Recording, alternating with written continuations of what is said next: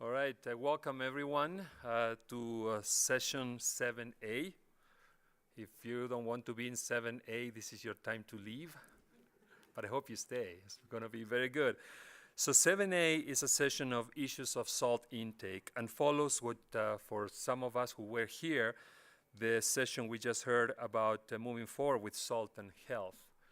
And so today we have, my name is Marcelo Montero. I'm the president of the Cargill Salt business.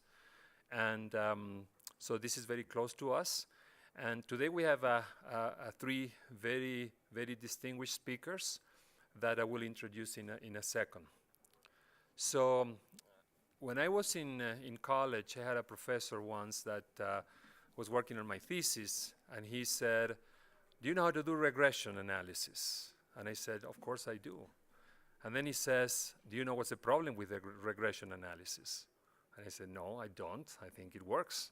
The problem is you're making a very big assumption. And the assumption you're making is that the line is a straight line." And I thought about that. I said, well, I never thought about it like that. So what I really like about what we're going to talk about, our panel, the speakers will talk about today, is that these are scientists that are changing the conversation, and they're letting the data speak. They're letting the data drive the hypothesis and not the other way around. Not just having a hypothesis, then you find the data that fits it, whatever objectives you have, and you go with it. These are true scientists that are having the courage to speak up and to really let the scientific foundation be the voice of the truth. So we heard several speakers already talked about this. Our first one will be Professor Jan Staysen. He cannot be here in person, so he's calling from Europe. And Dr. Staysen is Emeritus Professor of Medicine at the University of Leuven and former head of the clinic at the University Hospitals in Leuven. He leads the research unit of hypertension and cardiovascular epidemiology and the Department of Cardiovascular Diseases at the University of Leuven in Belgium. In addition, Dr. Staysen is Emeritus Professor of Genetic Epidemiology at the Department of Epidemiology at Maastricht University and in the Netherlands, and Scientific Officer of the R&D group VitaK in the Maastricht University. He serves on the editorial board of several top-ranking medical journals. He's an associate editor of Hypertension, Hypertension Research, and Blood Pressure Monitoring, serves on the editorial board of the American Journal of Hypertension and the Journal of Clinical Hypertension. He's the official journal of the American Society of Hypertension, the Journal of Cardiology, the official journal of the Japanese College of Cardiology and the Arterial Hypertension, the Journal of Polish Society of Hypertension, and he is an advisor to The Lancet. So really global experience, very deep experience on the subject. And with that, I'll turn it to you, Dr. Staysen, over the sky. Yes.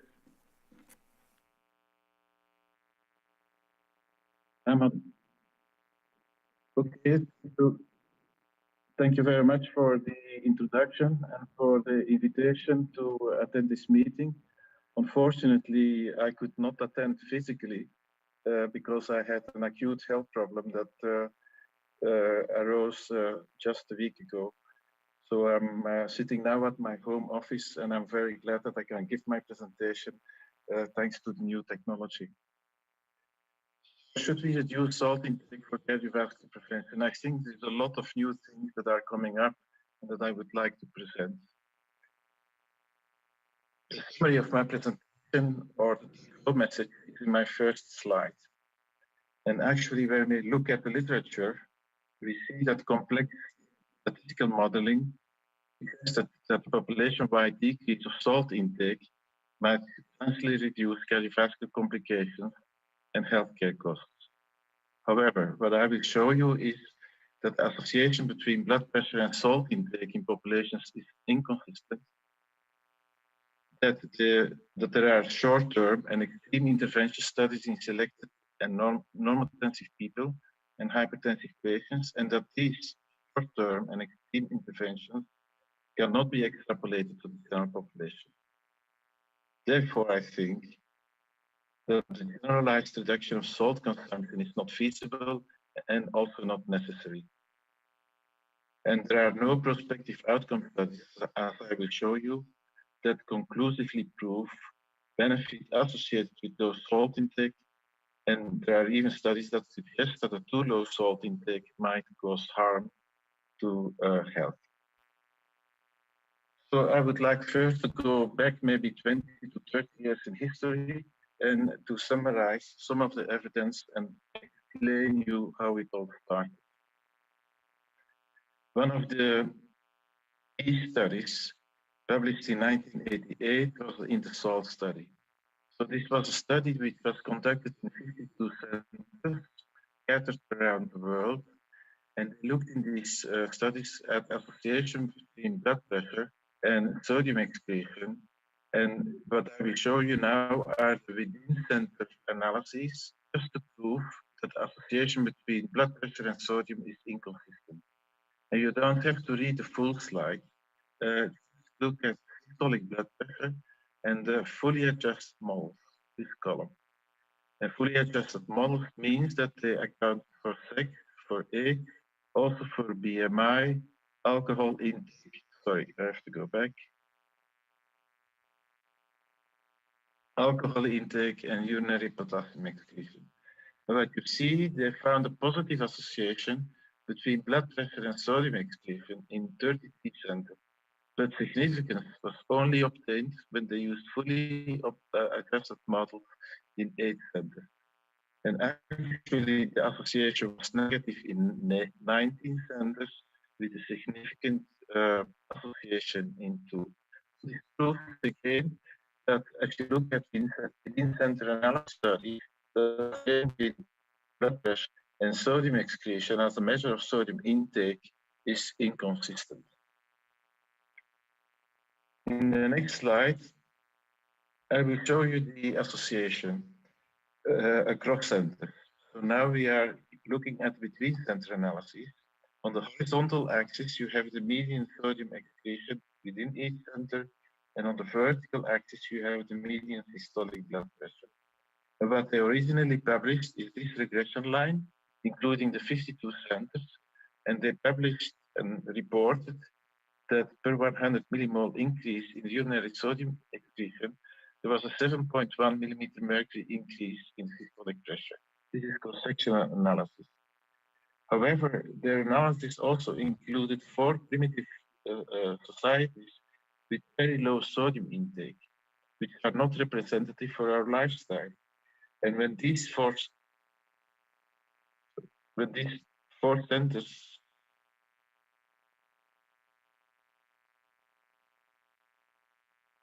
When these 4 centers were excluded, they were left with 48 centers, and the association between sodium excretion and systolic blood pressure became not significant with a p-value of 0.32 and actually in inverse effect size.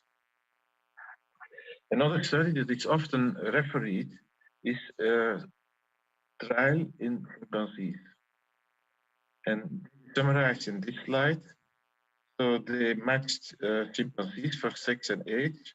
In red, you have the control group. In yellow, you have the experimental group. The control group consumed 0.5 grams salt per day. And then in the experimental group, they increased the salt intake to 15 grams for 20 months. What they observed over the 20 months in yellow is that compared with the control group, there was a rise in systolic pressure amounting to, on average, 26 millimeters of mercury. And then after the intervention, they switched back to the low salt diet and the increase in pressure disappeared.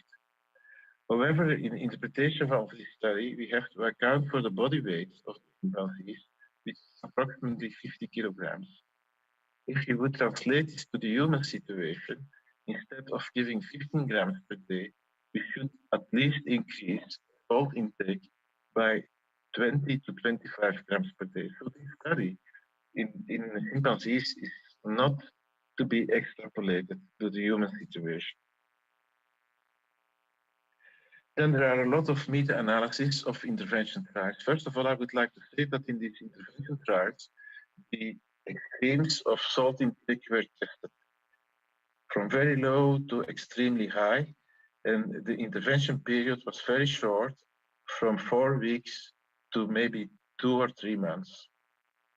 And here you see the consecutive meta-analysis published from 1988 to 2000. And some of them, or at least one of them, included a mixed population of normotensive and hypertensive people. And you see that per 100 millimole increase in sodium intake, there was an increase in the systolic pressure of 3.6 and in the diastolic pressure of 2.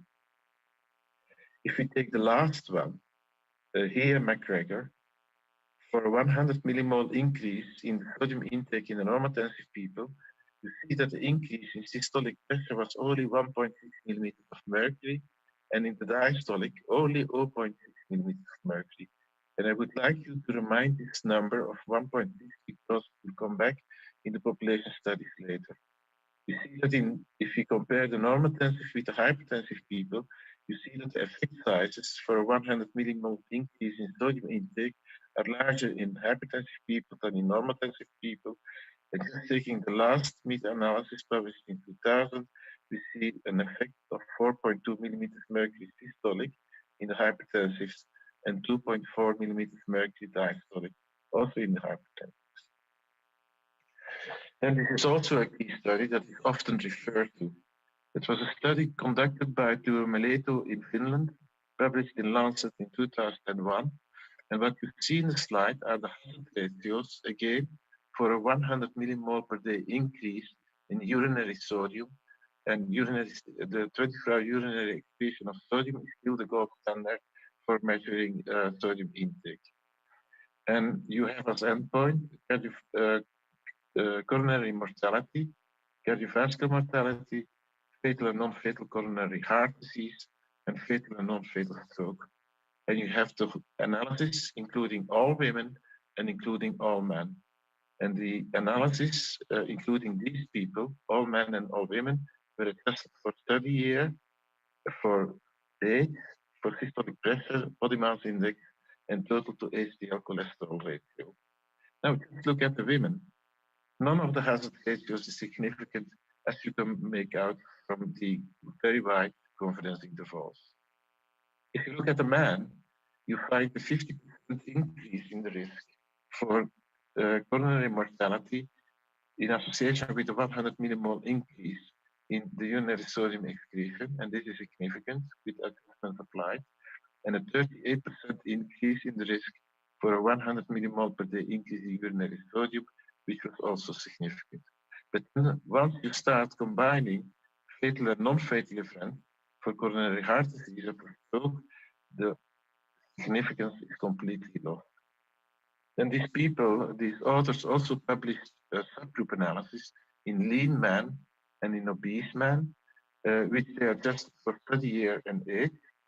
And you see in the lean men, about half of the male population, the hazard ratio was not significant, whereas in the obese man, the hazard ratio pointed to a 44% increase in risk associated with a 100 millimole per day increase in urinary sodium. And then the authors interpreted the results as follows. High sodium intake predicted mortality and risk of coronary artery disease independent of other cardiovascular risk factors, including blood pressure. And these results provide direct evidence of the harmful effect of a high salt intake in the adult population. I would especially like to draw your attention that they adjust for blood pressure, because the whole paradigm is that salt intake increases blood pressure, and that the increase in blood pressure would actually lead to an increase of adverse health effects. Well, in this study, they removed the effect of blood pressure, and they still found that in men, cardiovascular mortality and cardiovascular coronary mortality was increased in the subgroup of men. Again, the risk association was not consistent if you compare men with women or lean men with obese men. This is another case study which was based on NHANES 3.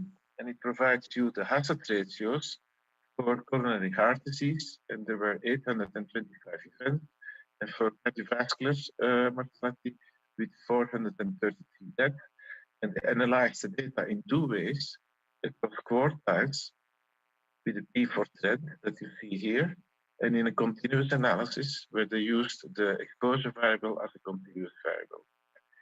And for the quartile analysis in this column, you see the reference group with range. So for sodium, the lowest sodium group was from 0.8 to 8.6 grams. For potassium, it was from 0.6 to 8.8. And for the sodium over potassium ratio from 0.5 to 3.0.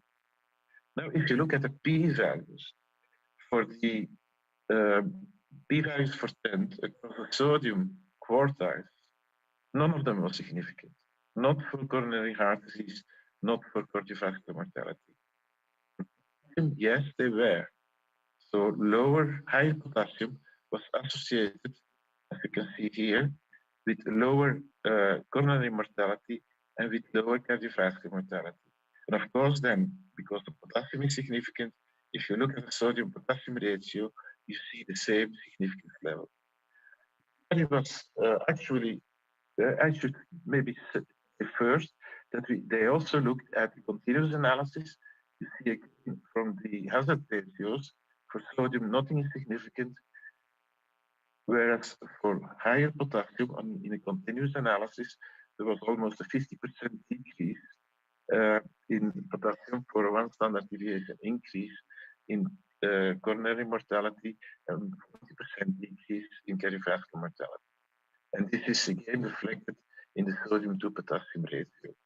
But the study was interpreted as proving that higher sodium intake would cause adverse health effects, increased coronary mortality and increased cardiovascular mortality. But actually, it's not true. And if you read the abstract, you are misled. In fact, there was no effect of sodium. Everything in this study can be attributed to the higher potassium intake. Now, since 2011, there are very new data. There are new data that came into the literature that actually very deeply question the argument that high sodium intake is bad for you. It is based on one that we published in JAMA in 2011. It's a cohort which includes about 1,500 Europeans. And what that shows you is the change in 24-hour urinary sodium excretion and the change in blood pressure over 6.1 years. So on the left, so you have Belgium, you have Czechoslovakia, you have Italy, Poland, and Novosibirsk in Russia. See the number of people in the cohort. You have the baseline and follow-up data for both 24-hour urinary sodium and for systolic and for diastolic pressure. When you look at the differences in 24-hour urinary sodium, see that over time, nothing changed, except in Poland, where the sodium excretion was extremely high, 230 millimoles per day, and it decreased to 188 years later. When you look at systolic blood pressure from baseline to follow-up, you see that neither in systolic nor in diastolic pressure there was any change over time. So if you believe those who preach that a high salt intake would lead to higher blood pressure, these data do not confirm this, because you would have expected that after 6 years, the higher sodium intake would have increased the blood pressure. It's not true. And then there is another argument, again, looking at Western and Eastern European populations, and that's women and men living in Eastern and Western European countries. All cardiovascular mortality, ischemic mortality from coronary heart disease, and mortality from stroke. But you see, both in women and in men, that despite what they call a high salt intake, that there was no increase in mortality over time. And this is going from 1998 to 2007. But in all countries, if you express it in percent, there was about 3%, a 2 to 3% increase in the death rate in these European populations. Then the same European cohort, in the same European cohort that I presented you 2 slides ago, we looked at the difference or change in systolic pressure. So this is a longitudinal study. We looked at the change in systolic blood pressure versus the change in 24-hour urinary sodium in 1,500 Europeans, followed up for 6 years. And we divided the population in these sites that you can see here, and then in the individual subjects, we constructed a regression line. And on this axis, you see the change in 24-hour urinary sodium expressed in millimoles per 24 hours. On the vertical axis, you see the change in systolic pressure, also over 6 years. And what you see is that whether you look at the D-size that prove that the model fit was okay, or when you look at the regression line, that actually the 24-hour millimole per 24-hour millimole increase in urinary sodium, there was only a 1.7 millimeter mercury increase in the systolic pressure. And then I would like to come back to the meta-analysis that I presented to you before, the most recent one in the year 2000. This 1.6 per 100 millimole in these intervention studies agrees with what we found, 1.7 millimeter mercury in the general population. And, we also looked in Europeans, and now we had a cohort of 2096, followed for 6.5 years at the incidence of hypertension. And we subdivided the cohort according to their sodium intake in tertiles. So the low group, the average value was 4 grams of sodium. The medium tertile was 6 grams of sodium, and the high tertile 13 grams of sodium per day.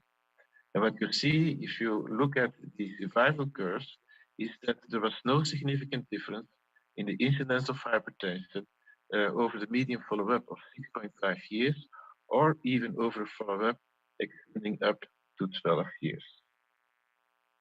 And then the most shocking for me was when we looked at the cardiovascular mortality in now over 3,600 Europeans, followed for 8 years. Again, subdivided according to the tertiles of their 24-hour urinary sodium excretion, being 4 grams up to 6 grams and 30 grams. And what you see is actually an inverse association. The red line are those with a high sodium excretion, and they have the lowest risk of cardiovascular mortality. The medium group was in the middle, and those with the low sodium excretion, the yellow line, they showed the highest cardiovascular mortality. Then after our publication, or concurrent with our publication, there were several other studies that showed an inverse or a curvilinear association with the 24-hour urinary sodium output. So what I will show you is the study, and the patients in the study, the number of patients, the follow-up duration, the endpoint that was studied, the mean 24-hour urinary sodium excretion, and the association. So the first study was conducted in Australia, in Melbourne. It included 638 type 2 diabetic patients, followed up for 9.9 years. Over the follow-up period, 175 deaths occurred, 4.3 of the whole cohort. And the average 24-hour sodium excretion was 4.2 grams, which corresponds to 184 millimoles, and the association was inverse, completely inverse, but was not a curvilinear association. So identifying a nadir we could not do, which was not applicable. Then there was a Finnish study that included type 1 diabetic patients, 2,800 plus, followed up for 10 years, 217 deaths, 70.7% of the whole cohort, also 126 cases of end-stage renal disease, 4.5% of the cohort. The average sodium excretion in the whole cohort was 3.5 grams, corresponding to 1.60 millimoles, association was curvilinear, and the lowest point of the curve, so the best sodium excretion for survival, was 3.4, which corresponds with 150 millimoles of sodium. And there was a big study in which was a combination of two trials on target and transient in high risk in patients with high cardiovascular risk. They included close to 29,000 patients. Follow-up was close to 5 years. The primary endpoint was cardiovascular mortality and fatal and non-fatal myocardial infarction and fatal and non-fatal hospitalized heart failure. There were 4,700 events, 16.4% of the whole study population, and the average sodium excretion was 4.7 to 207 millimoles. The association was curvilinear, and the lowest event rate was observed at a sodium excretion rate of 4.6 grams per day, or if you express it in millimole, from 170 to 260. Finally, there is the PURE study, published in 2014, included 17 countries, over 100,000 patients, followed up for 3.7 years. The primary endpoint was total mortality plus major cardiovascular disease. Endpoint occurred in 3,300, 3.3% of the whole population. Average sodium excretion was about 5 grams per day, 214 millimoles. And again, the association was curvilinear with an optimum between 4 and 5 grams sodium excretion per day, 170 to 220 millimoles per day. So I would like to go a little bit more in detail in the PURE study. So I already mentioned the number of participants, 17 countries, 5 continents, 42% of these people were Chinese, mean age was 51, about 60% women. What is particular about this study is that they assessed 24-hour sodium and potassium from a spot urine sample that was collected in the morning. They used a validated Kawasaki formula to extrapolate the 24-hour urinary sodium and potassium excretion. And if you look at the means, I already gave you the mean for sodium excretion, about 5 grams. For potassium, it was close to 2.1, or it was 2.1 grams, which corresponds in millimoles to 54. Here you see what happens with blood pressure. You have systolic blood pressure on the vertical axis. You have the urinary sodium, or the extrapolated urinary sodium excretion in gram per day on the horizontal axis. In red, you have data for the Chinese. In blue, you have the data for the rest of the world. Then what you see is that the sodium excretion is below 3 grams. That you see in this range of sodium excretion only 0.7 millimeter mercury increase per gram. If the range is from 3 to 5, the increase in systolic pressure is 1.7 millimeters mercury per gram, and in the top part of the distribution, more than 5 grams per day, you see 2.6 millimeter per gram. Then they did this interaction analysis. So again, if you look at sodium in gram per day and you have the three third type, you see that the effect on systolic pressure increased from 0.7 below 3 grams to 1.7, 3 to 5 grams to 2.6 if its sodium excretion was more than 5 grams. And here I would like to throw your attention to this number of 1.7, which corresponds actually to our findings in the European studies and to the McGregor and he meta-analysis that was published in 2000. Then they looked whether there was a difference in effect of sodium between the normotensives and the hypertensives, and they found one. In the normotensives 1.3, in the hypertensives 2.5. And they also looked at the age as a modifier, and there was an effect significant with in the less than 45 people, age 45, 2 millimeters mercury systolic, and those 55 years and older, 3.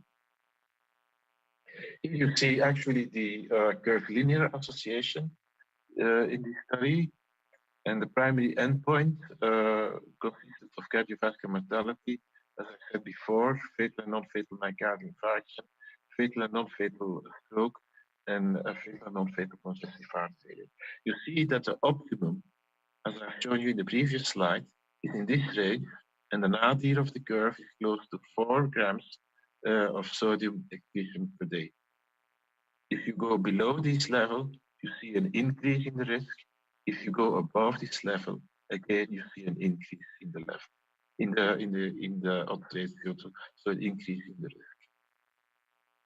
So conclusions of pure study, and this is taken from the New England paper, urinary sodium potassium excretion, estimated in over 100,000 adults from 17 countries, showed a nonlinear association with blood pressure, which was also seen in many other studies, which was most pronounced among persons consuming high salt diets, patients with hypertension, and older persons.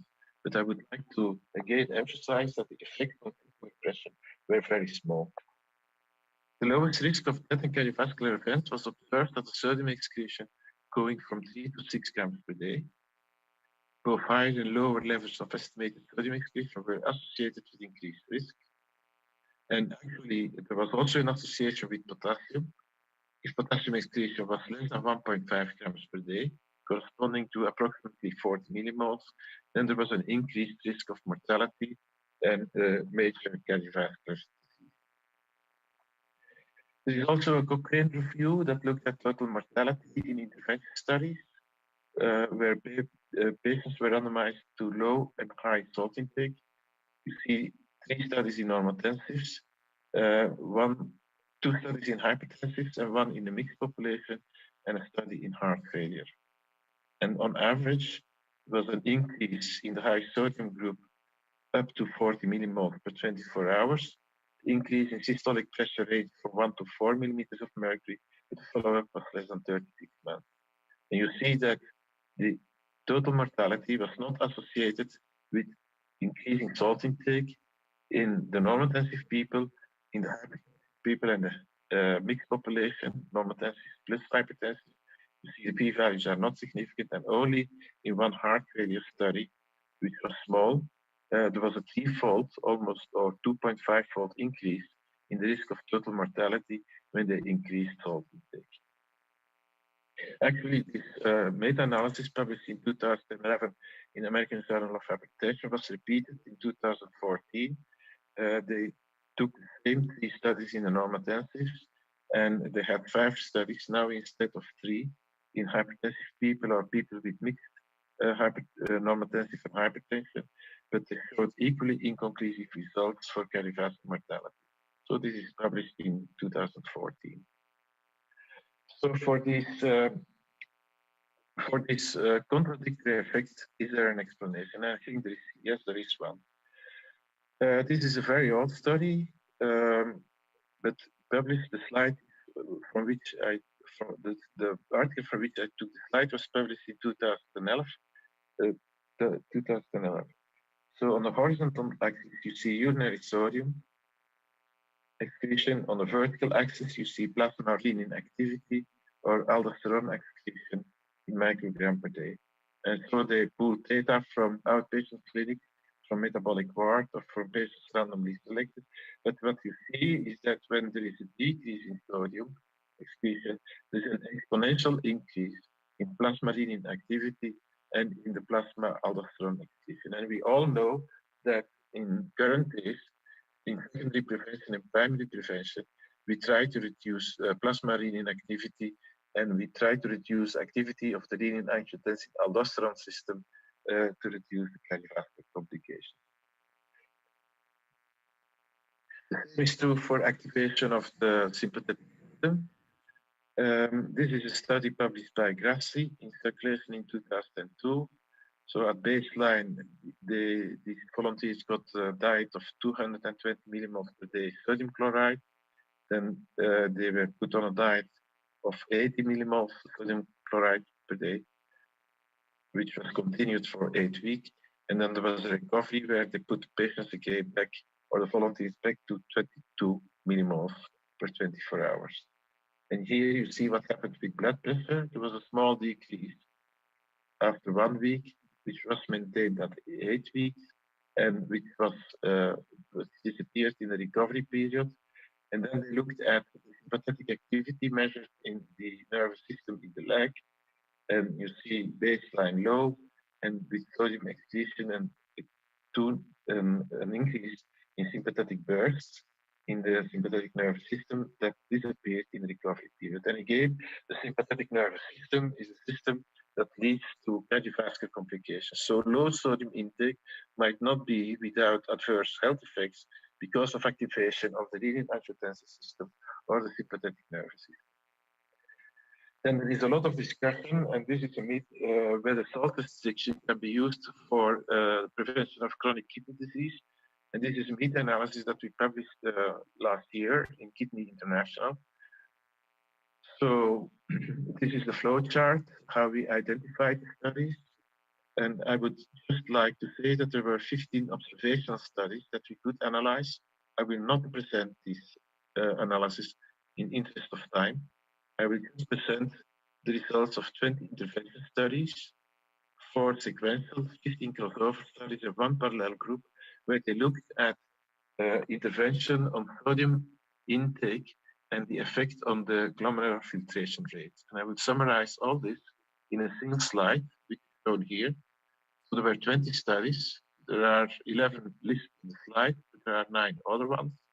What you see here is the effect size for a 100 millimole increase in sodium excretion on eGFR or creatinine clearing. There was no heterogeneity among the studies, so all pointed more or less in the same direction. And actually, for an increase by 100 millimoles in the sodium excretion, there was an increase in eGFR or creatinine clearance by 4.6 millimeter per minute per 1.73 meters squared. Conclusions for this meta-analysis, and you can read this more in detail in Kidney International 2017, no evidence suggesting that long-term reduction of salt intake would prevent CKD or delay its progression. So what are now the recommendations, the current recommendations? This is the situation in many countries like Belgium, Japan, the UK, and China. And here you have the lowest tertile in our the highest tertile in our European study.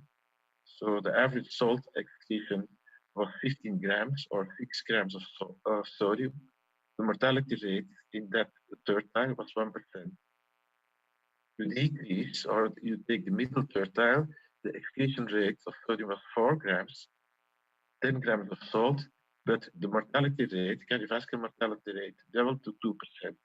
And in the lowest tertile, 2.5 grams salt, 2.5 grams sodium, 6 grams salt, 100 millimoles. Again, the mortality rate doubled to 4%. Now, what is being proposed in the US? Well, in the US, they are proposing that for most of the population, 60% of the US population, was should reduce the salt intake, the sodium intake to 1.5 grams, or the salt intake to 4 grams. And actually, the Institute of Medicine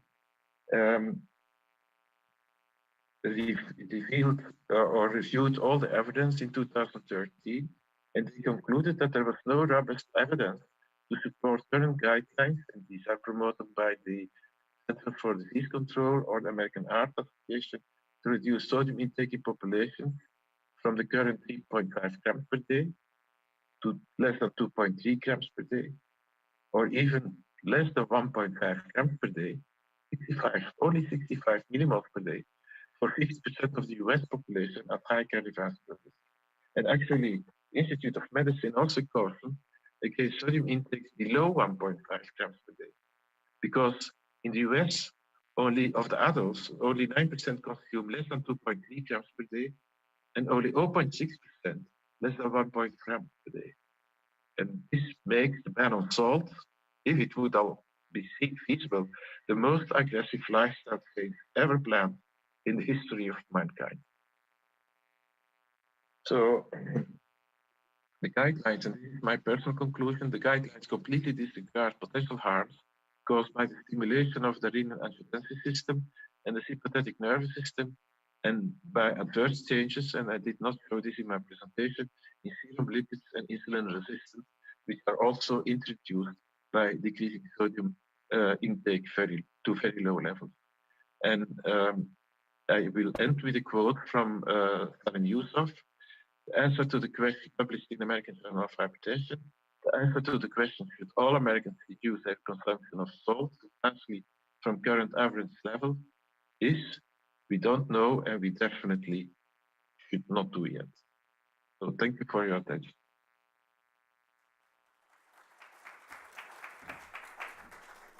Thank you, Dr. Stesen, for calling and providing all this evidence. So now we'll turn to the two other speakers we have. First one, Dr. Janice Johnson. She leads the technical area for Cargill salt for the food part, and she'll speak first. And then Dr. John McKinnon, who is the Director of Technology, Innovation, and Quality for K+S Morton. So, Dr. Johnson, come on in.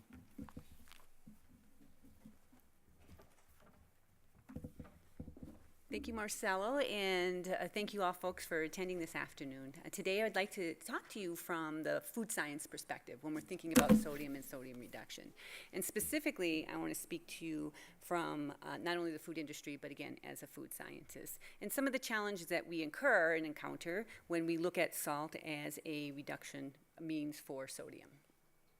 So let's start with the numbers. Many of you are familiar with this. This kind of sets a lot of the tones of where kind of numbers lay out. So according to the World Health Organization, 41 million deaths are due to non-communicable diseases. And of that, 17.9 million is due to cardiovascular disease.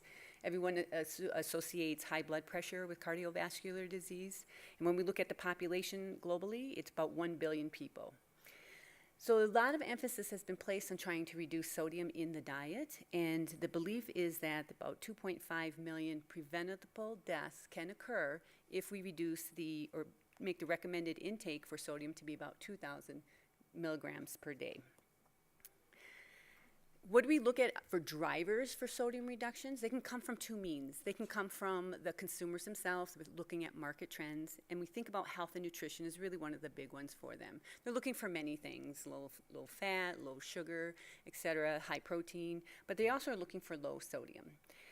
And they also are looking for permissibility, a reason to eat salt.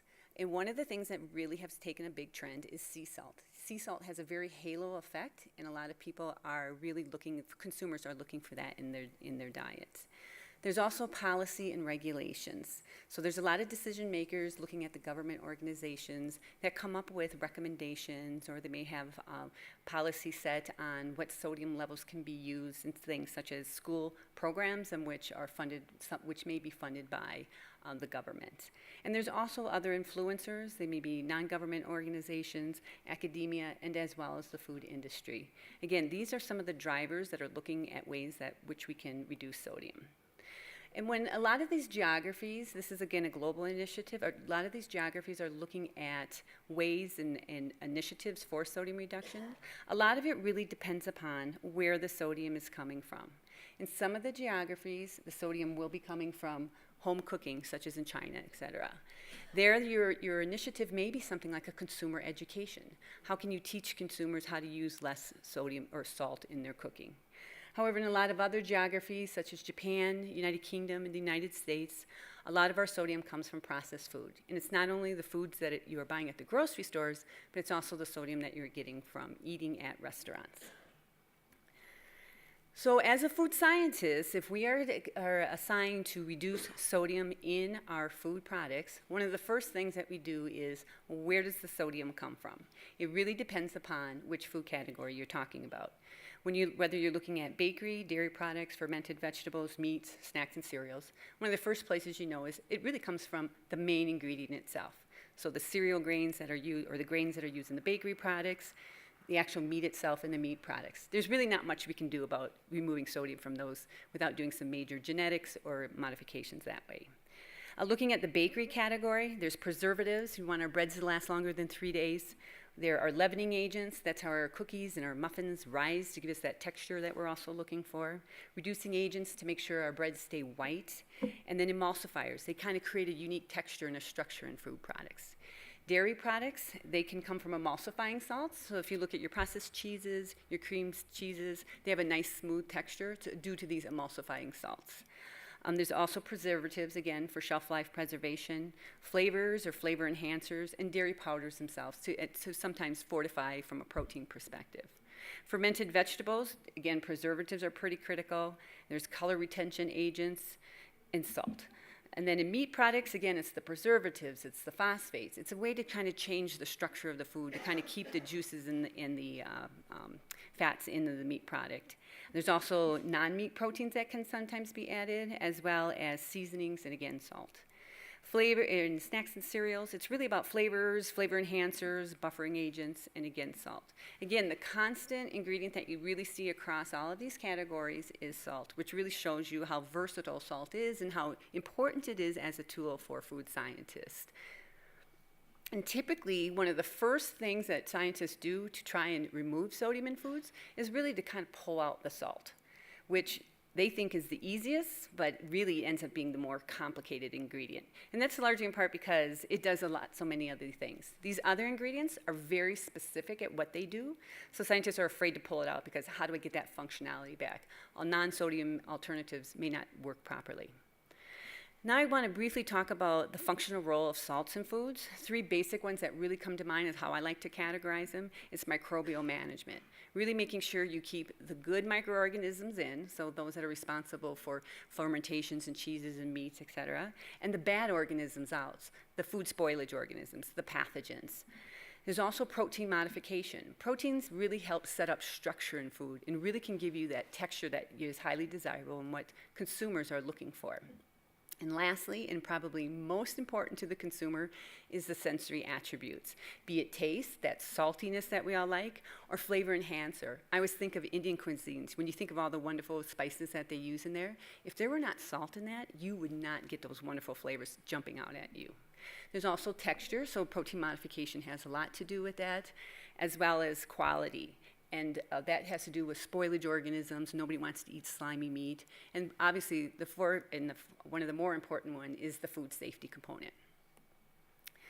Now kind of digging a little bit deeper about microbial management, we know that salt is pretty good and pretty effective at reducing water activity.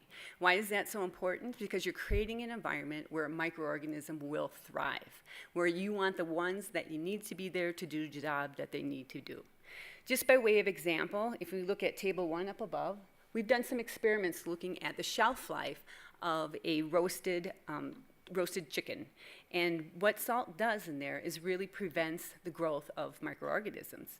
So in this simple experiment, we actually looked at 3 sodium levels. We took our control, it was about 910 milligrams, and ran down 25 and 50% sodium reduction. Now, if you look at any microbiological curve, it's a standard growth curve. There's a lag period, and then there's an exponential growth that takes off. What we found when we started looking at the growth lag time, or when we started looking at the growth lag time, I'm really good at this, huh? There we go. What we saw when we started looking at the growth lag time, that the salt is doing actually a very effective role at mitigating the time that it takes for microorganisms to grow from log 2 to log 4. So it's the number of organisms that are growing there. But if you reduce the sodium, what you see is that we're actually decreasing the time at which it takes to grow those microorganisms. So we're looking at potentially overall, we're looking at about a 20% reduction when we look at a 50% salt reduction. Again, this is very important from a consumer standpoint because they expect their food to last a long time and they don't want to have any waste. We also looked at that lag time, and we did see, again, the similar trend. The presence of salt really helped extended that lag time for those microorganisms to grow. Very important, again, from a shelf life perspective. We also know that salt also controls the yeast fermentation in yeast leavened breads. And why this becomes important is because that gives you the leavening that you need in the bread. So here we also have done some quick little experiments to understand effectively what is happening when you actually reduce salt in food formulations. So in this study, we just made standard yeast leavened yeast bread, and then we actually did a full formula, which is about 1% salt. We removed the salt, and then we also looked at some salt alternatives in there, potassium chloride. And basically what you do is you make your loaf of bread, and then you measure the time it takes to get to the certain volume that you want. And as you see in this, on the left-hand side here, if you remove the salt, you actually get to that volume very quickly. The presence of salt actually slows it down. So at first, from a manufacturing standpoint, you think, hey, I'm going to get throughput very quickly here. But really what you have to do is look at the inside and what's happening at the inside of this bread. So the product that actually has the salt in it, you see a nice homogeneous uniform air cell size distribution. But if you actually look at the product that has no salt in it, you get these big gaping holes. It's because the bread, the gas fermentation is going too quickly. The salt's in there to control the rate of gas formation, and that gas has nowhere to go but up, and it starts exploding again, creating these gaping holes in there. When we looked at potassium chloride, we looked at it on a 1-to-1 from a weight replacement as well as a molar replacement. That salt volume, or that bread volume, started getting up closer to what salt does. However, it was not quite the same. It still wasn't as effective as salt is. Protein modification, again, very, very important when we think about structures of foods. So proteins, you can think of long chains of amino acids. They have hydrophobic groups, they have hydrophilic groups, and they have ionic groups. And they tend to want to interact with each other. In the case of hydrophobic and hydrophilic, likes, and they want to associate together. In the case of ionic, they go for opposite charges. They end up forming a really unique 3D structure of the protein. When you add salt to foods, salt dissolves in water. Those ionic sodium and chlorides can actually disrupt a lot of those ionic bonds. And the proteins start taking on these unique shapes and structures and start behaving and causes different characteristics in the food product. In cheeses, this is very important because along with those sodium and chlorides, water associates with that, and they actually create more fluidity in the cheese product. So when you melt your mozzarella cheese, you're getting the right flowability and the right stretch that you're looking for in your mozzarella cheese. In bakery applications, I kind of want to go back to that example I showed previously. I talked about the importance of salt for yeast fermentation, but it's also important for a protein called gluten that develops in there. Gluten is a very strong protein. It's made from 2 other proteins, and depending upon how quickly that gluten forms, you get different strengths. The faster the gluten forms, the less strength you have. Why is this important? Is because if you've got a good, strong gluten protein formation, that air gas that's forming from the yeast fermentation, the protein can actually hold the gas in, and you get that nice, uniform air cell size distribution that you're looking for. When we look at meat applications, this is very important. The salt actually helps extract soluble proteins within the myofibril proteins of the meat structure, and it has an emulsification effect. So it can start interacting with fat, it can start interacting with water, and form a very nice kind of a glue that holds a lot of these myofibril proteins in place. And so if we look at another little experiment that we did is looking at hams with 2% salt presence and no salt present whatsoever. What you see in the no salt, the soluble proteins have gone and left the meat product itself, so they're not there to act as an emulsifier. But if you look at the salt protein, you get a nice alignment of these structure because that emulsion was able to form. It kept those proteins aligned. It didn't have that disarray that you saw with the no salt. And from a sensory perspective, the one with salt gives you a nice juicy texture that you're looking for. With the no salt one, you actually get kind of a tough, dry, tasteless type of a meat product. Sensory, as we know, is pretty much key and critical. Everyone knows that consumers view taste as king. And we know that there's been a lot of consumer studies out there. This one was done by IFIC to just kind of show you an example, a study that they do every year to look at what is your purchase intent? What makes you want to buy a food product? They looked at things like taste, price, health and wellness, convenience, and sustainability. Sustainability recently came on board with just all the recent interest in there. over a period of 10 years, you see that taste still remains on top as the #1 reason why people purchase foods. So this becomes very important from a product development standpoint. If we're going to reduce sodium, how do we make sure that things like taste are not impacted, the texture of the product, et cetera? Because we know, and we've seen many times, if the food doesn't meet the expectations, consumers will not buy the product, and then the whole reason that people are looking for sodium products is for naught. We also know that, again, as I mentioned earlier, it's very important salt is for that salty taste, as well as flavor enhancement.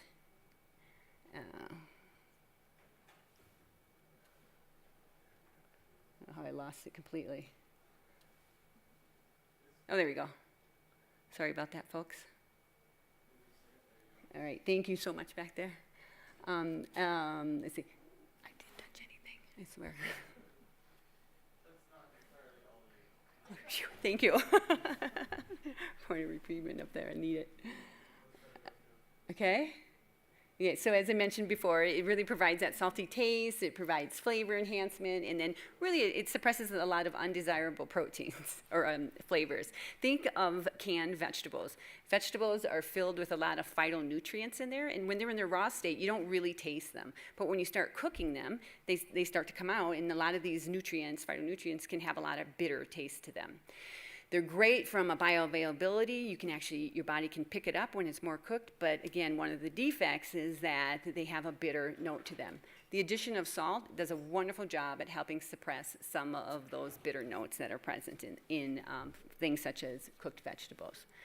I talked about the impact on water activity. So microorganisms, not only do they cause spoilage, et cetera, but they are critical in certain key fermentations such as cheeses, fermented vegetables. They actually create acid products, which give you the right sour acid note.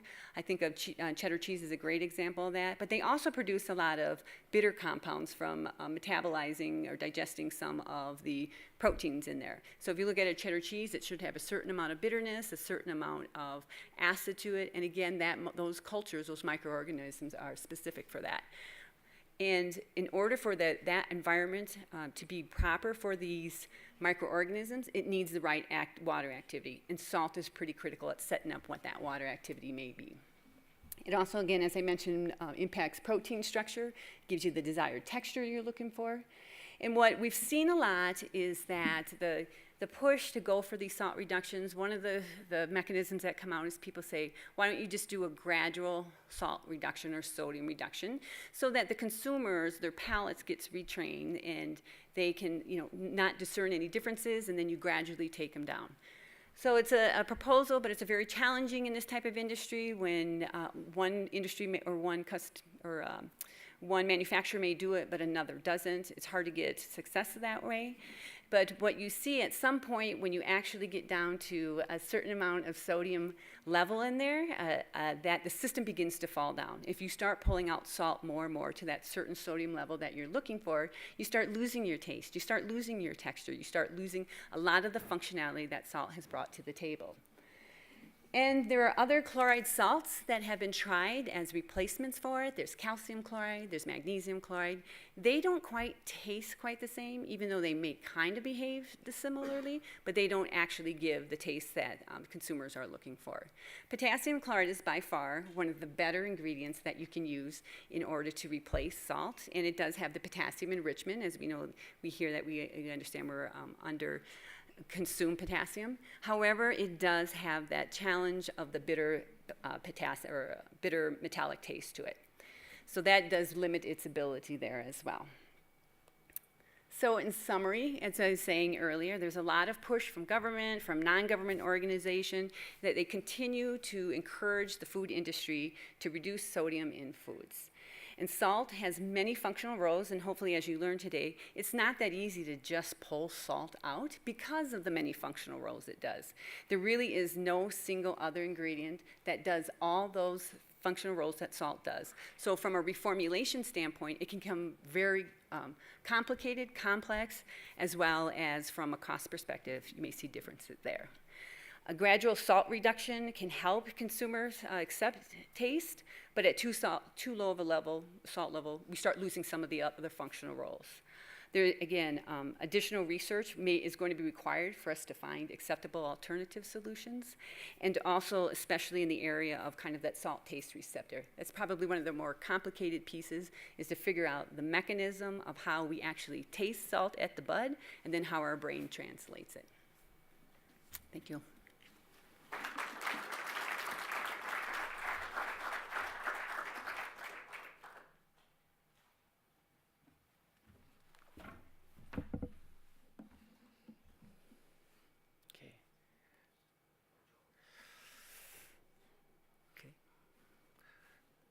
There we go.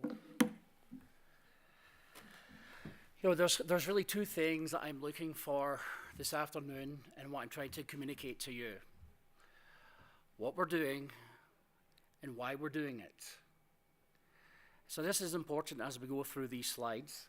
But first of all, I'd just like to thank my colleagues, because really this is a summary of all the hard work that these guys have put together.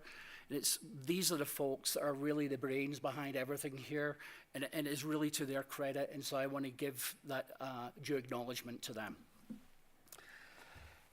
I was trying to think how I'm going to introduce this topic. It was very technical, and really, you know, how do I get my point across?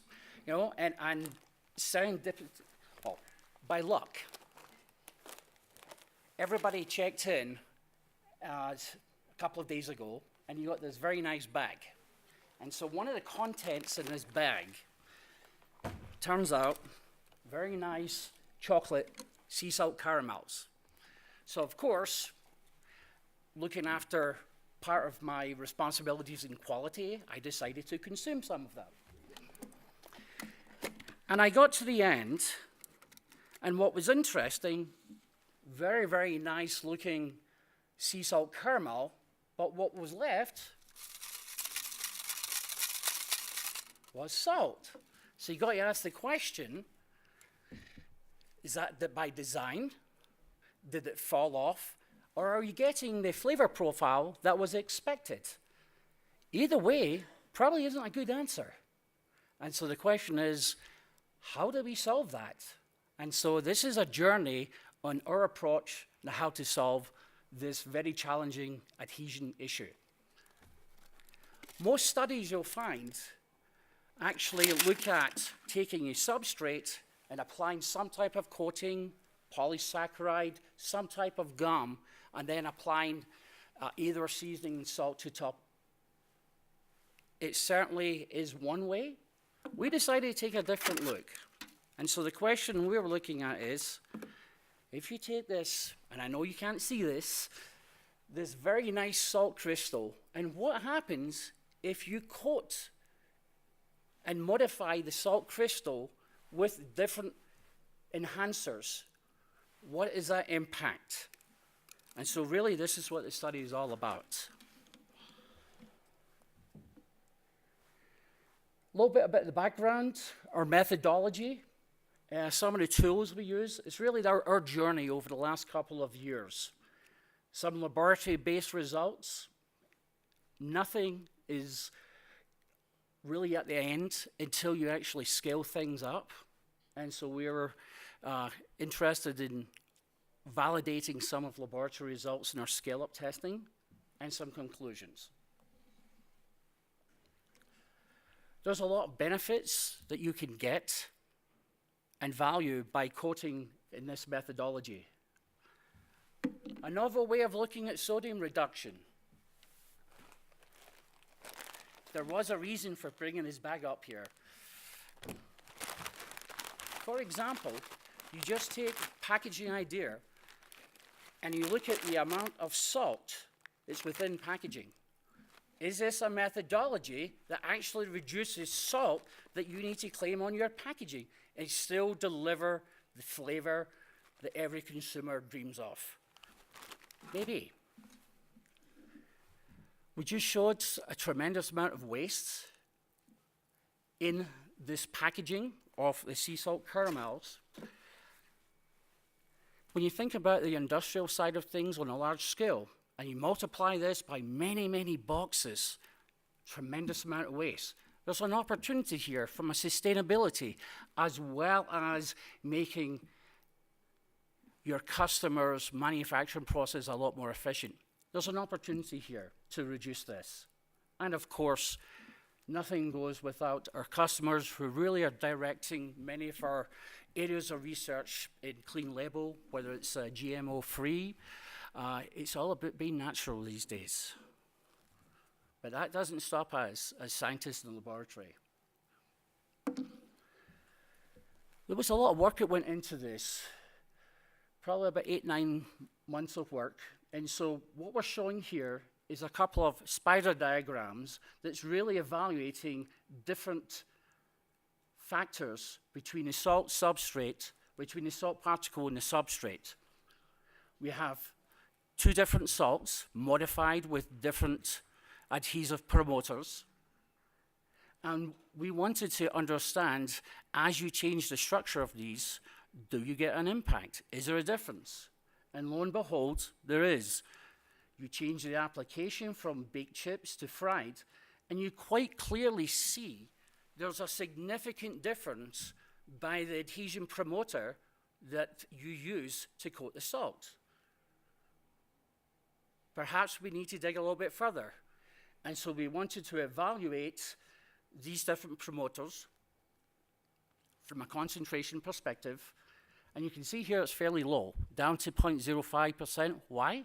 Because as the previous speaker talked about, taste is the most important thing. So you don't want to impact that taste profile. So we really have to be looking at fairly low concentrations. We also wanted to understand from a structure-property relationship, is there an impact? Well, quite clearly, something's going on here. Can we understand it? Can we control it and perhaps improve upon it? And lastly, when we look at the actual structure of these promoters, we can look at molecular weight. Are they straight? Are they branched? Does that play a role? Let's see.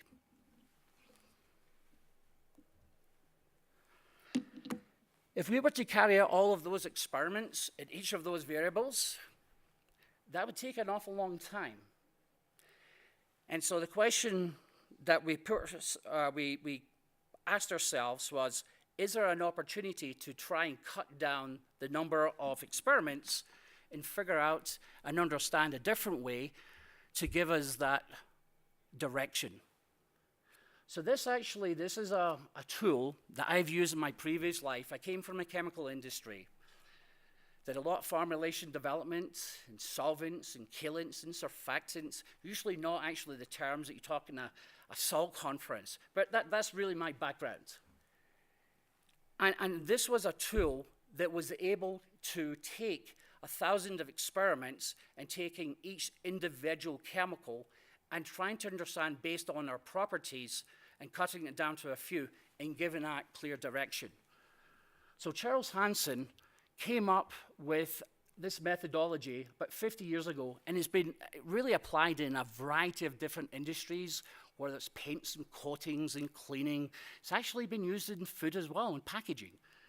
And so we wanted to have a look at that. And really what you're looking at is, if you were to take the properties of these chemicals and drive it down to 3 key important components,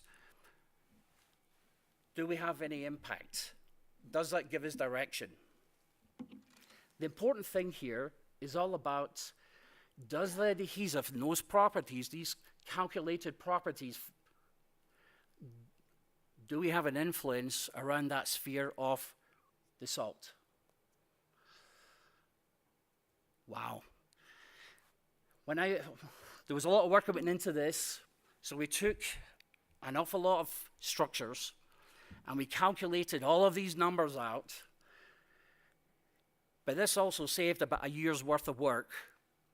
And it really came down to, yes, indeed, when you plot all of this out, there are in fact some key properties that at least will give you a direction to try and go further rather than spend another year in a laboratory. And so we took criteria from most of these adhesives And we selected a few based on a few properties that we felt would give us the direction we were looking for. So based on that, back into laboratory. We want to understand the influence of the structure on adhesion. And here we're looking at the salt loss, the change in salt loss. And sure enough, with all the different select polymers based on the previous indicators from the Hansen solubility parameters, we did see some differences. And in general, what we found was that the adhesion was greatest for the linear, non-substituted molecules. There are certain examples where that isn't the case, but in general, this is what we found. We also wanted to understand polymer concentration on adhesion. So we took a polymer against our control, and what we found again was, yes, indeed, polymer concentration does play an impact. What's interesting is it's really not what you think, because in many cases, there's an inverse relationship. So it's not always more is better, certainly in this case. We also wanted to understand the particle size, the influence of the particle size on adhesion. And again, sure enough, we see fairly significant increases. This one we could probably have predicted. And it certainly is a major contributor to the adhesion, or lack thereof. We wanted to step up a little bit and combine a couple of variables on water concentration as well as polymer concentration. So when you combine these two, what happens? Well, higher water level does give you much better adhesion. That was actually one of the calculated values from the Hansen solubility parameter model that we extracted the data from. And the lower level shows lower. What's interesting is not only do you see those differences in water, but as you get to the lower concentration of water, the polymer concentration starts to be a much bigger impact. So again, a lot of things going on here. Very interesting work.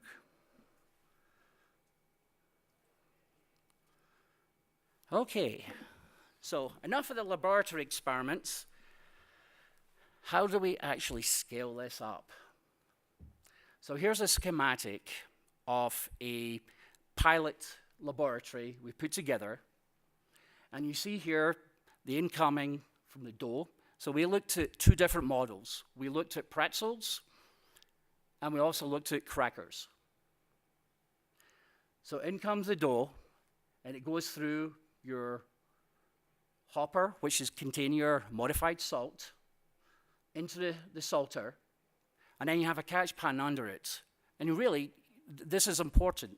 You want to understand, I mean, you're talking about very, very small amounts of salt on these substrates. So you really need to understand what that variation is and normalize it. And then it goes through an oven, baking, and then you dry it. And we try to measure those differences. There was one key aspect I asked the team when they went out to scale this up, particularly with the pretzels. I said, please, don't eat the data before you collect it. And they didn't.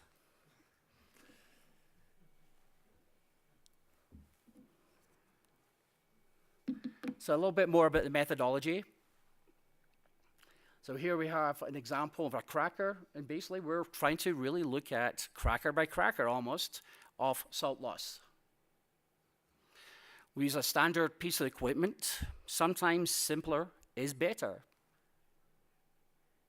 And we calibrate the instrument, and then we look at the salt loss based on the output between the oven and the dryer. So what did we get?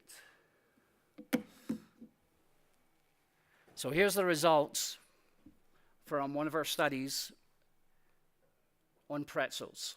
So here you see the star there. This is where we're measuring. We started off with our control at the low speed versus the high speed. So that's from the salting perspective. And what we find is that on a low speed, there's actually a very significant decrease in salt loss between the two. So again, it's really nice when you scale up from the laboratory and say, hey, this is working. Unfortunately, we see here on high speed, not so big a change. Another piece of interesting data that came from this was looking at the standard deviation, so that variation of the salter, and was there any impact as we modified those salts? It was very interesting to find out that versus our control, our standard deviation significantly decreased versus the control, both at high speeds and low speeds, offering perhaps a potential for some efficiencies on the manufacturing process. So, interesting data. Of course, we're getting really confident and said, let's try crackers. And unfortunately, we didn't get the same results. But that's R&D. We have our control with a couple of different salts and a couple of different additives, and we try to understand, was there any difference? And we quite honestly didn't see the same dramatic improvements that we did on pretzels. So it certainly works for one application, and we have opportunities to improve on the other. We did see a little bit when we're looking at salt 2 control versus salt 2 adhesive A. There was a slight difference, an improvement. And I think, again, you go back to the standard deviation, we didn't really see a lot of difference there, apart from salt number 2. So again, there's still more work to be done here, but we're definitely going in the right direction. So in conclusion, I can say from this data that modified salts at very low concentration may have a significant impact on adhesion efficiency across several applications, but not all. The efficiency that you get from these modified salts is very clear. And again, it's an area of interest. And it was nice to see that there was a clear validation of a lot of the work that went into the laboratory and going on to full scale. We perhaps have an opportunity for manufacturers to gain those efficiencies, particularly around a sodium reduction claim, i.e. the salt that you believe that's on the substrate is actually on the substrate. And so really that concludes my talk with 10 seconds left. So thank you very much for your attention.